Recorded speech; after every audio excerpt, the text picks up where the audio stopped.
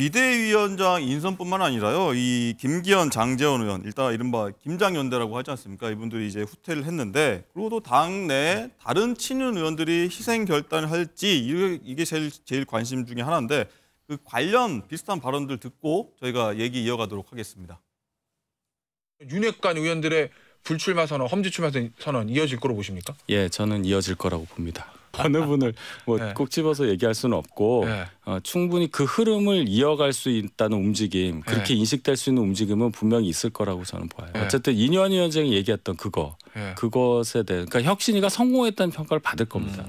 이제 용퇴하는 모습을 보여준다면 우리 당이 이제는 미래 세대에 대해서 길을 열어주고 뭔가 미래를 향해서 나가는 당이라는 그런 좋은 이미지를 국민들에게 줄 수는 있다고 봅니다. 그런데 그 문제를 가지고 뭐 나가라 마라 하고서 계속 당내에서 그 이제 갈등의 모습을 보여주는 것은 뭐 그거는 뭐 꼭 그래야 되느냐, 저는 그렇게 생각하지 않습니다. 그러나 그런 모습을 보여주면 당에 유익하죠. 네.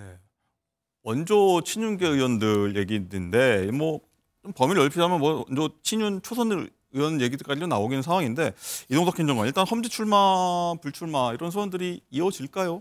계속해서 이어질 겁니다. 저는 그거에 대해서 한치의 의심도 없고요. 혹시 뭐 취재되는 게 있나요, 혹시? 뭐 의원분들 같은 경우는 중진 의원분들도 계속해서 뭐 험지 출마가 계속 요구가 나오고 있고요.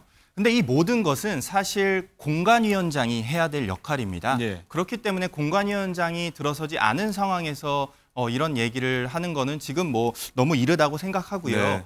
지금 공관위가 들어서게 된다면 공관위 절차에 대해서 제가 말씀을 드릴게요. 이건 뭐 여야 할 것 없이 과거의 사례를 보면은 공관위원장이 그 험지 출마나 뭐 중진 의원분들께 전화를 한다고 합니다.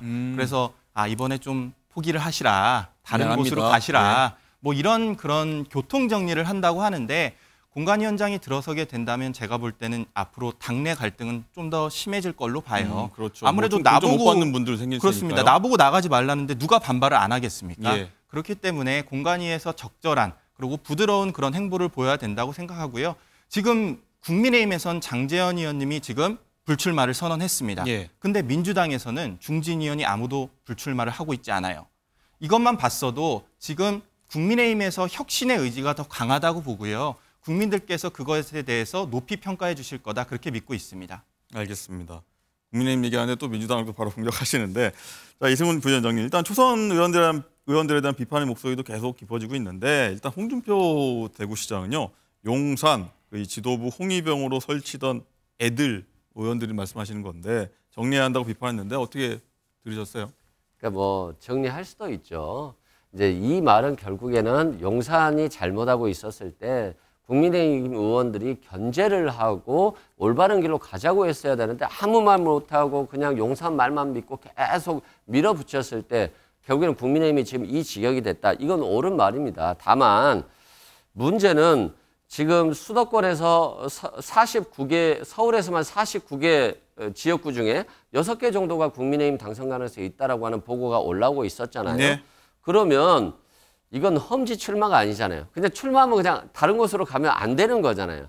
그럼 이건 불출마가 더 낫지 않겠습니까? 고생하는 것보다. 그렇기 때문에 저는 결국에는 국정기조 변화, 용산에, 그리고 당정 관계가 수평적으로 바뀌어서 할 말 하는 국민의힘이 돼야 된다. 이게 안 되면 누가 험지에 출마하고 누가 불출마하고 이런 것들이 전혀 혁신으로 다가올 수 없다. 이런 말씀 드립니다.